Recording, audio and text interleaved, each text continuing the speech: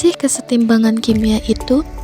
Secara sederhana, kesetimbangan kimia adalah suatu keadaan di mana kecepatan dapat berlangsung dari kiri ke kanan dan sebaliknya, dengan kecepatan yang sama baik dari kiri maupun dari kanan pada suhu tertentu. Perlu diingat nih, kesetimbangan kimia terjadi apabila kecepatan baik kiri atau kanan berlangsung di kecepatan yang sama ya. Kesetimbangan kimia hanya terjadi pada reaksi balik atau yang sering disebut reaksi reversibel. Yang belum tahu pengertian reaksi reversibel, reaksi ini merupakan salah satu reaksi kimia di mana reaksinya dapat berlangsung dalam dua arah, alias tidak hanya reaktan yang dapat menjadi produk, tapi produk juga bisa berubah jadi reaktan kembali atau biasa disebut terjadi pada reaksi tertutup, di mana tidak ada perpindahan materi meskipun terlihat seakan-akan tidak terjadi perubahan secara makroskopis. Namun secara mikroskopis sebenarnya terjadi reaksi yang terus berlangsung bolak-balik. Fenomena ini disebut sebagai kesetimbangan dinamis.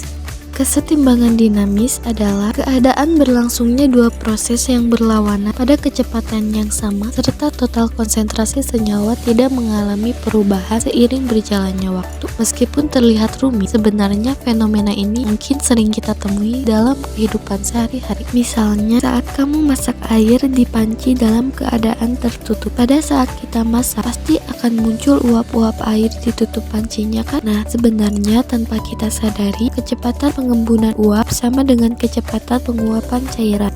Meskipun molekul secara terus-menerus bergerak bolak-balik di antara keadaan cair dan gas, yaitu proses dinamis, keadaan akan tercapai kalau tekanan uap tidak berubah atau tetap dengan berjalannya waktu. Oh iya, reaksi kesetimbangan hanya dapat terjadi dalam sistem tertutup. Mengapa demikian? Kesetimbangan kimia terjadi dalam sistem tertutup, yaitu dalam sistem reaksi, di mana zat yang bereaksi dan hasil reaksi tidak ada yang meninggalkan sistem, seperti yang disebutkan di atas. Karena suhu dan tekanan yang tetap, inilah yang menyebabkan kesetimbangan. Tekanan uap cairan adalah sifat yang berkaitan dengan keadaan kesetimbangan dan merupakan contoh tetapan kesetimbangan. Itulah mengapa lambang atau simbol dari kesetimbangan adalah panah dua arah atau biasa disebut simbol reaksi bolak-balik.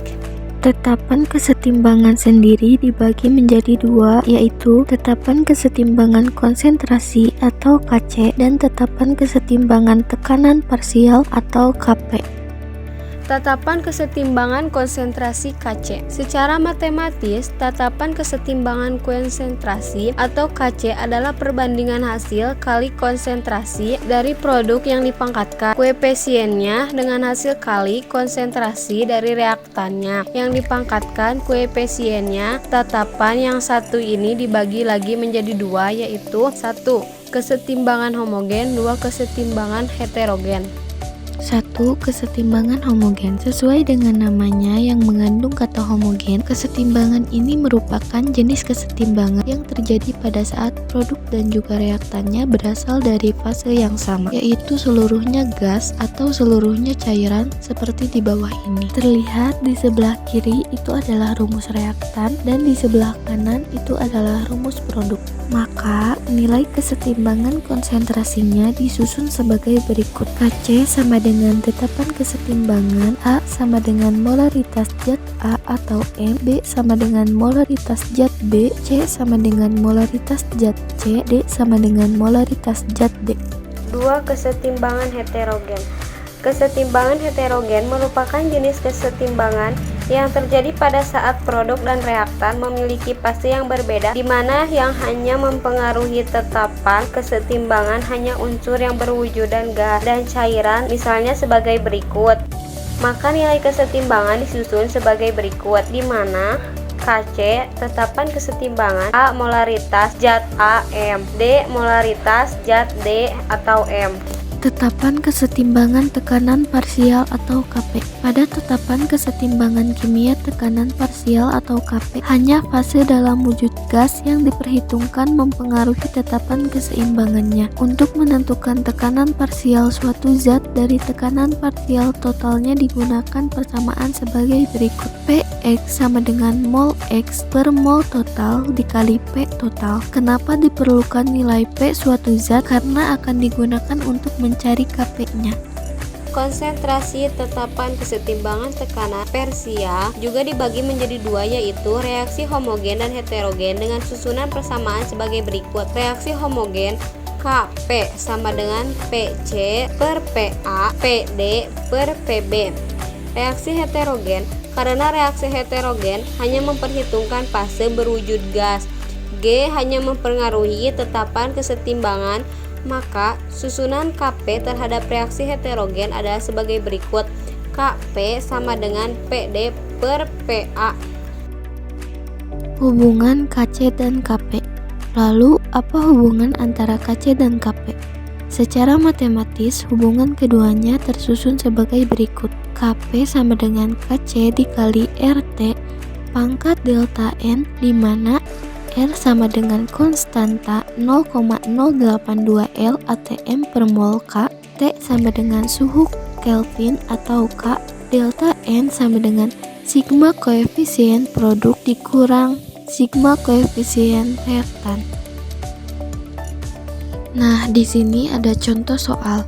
Diketahui reaksi kesetimbangan CO plus 2H2 dengan kesetimbangan CH3OH. Pada saat setimbang konsentrasi CO sama dengan 1,03 m dan CH3OH sama dengan 1,56 m. Apabila tetapan kesetimbangan Kc adalah 14,5, hitung konsentrasi H2 pada saat setimbang. Pembahasan.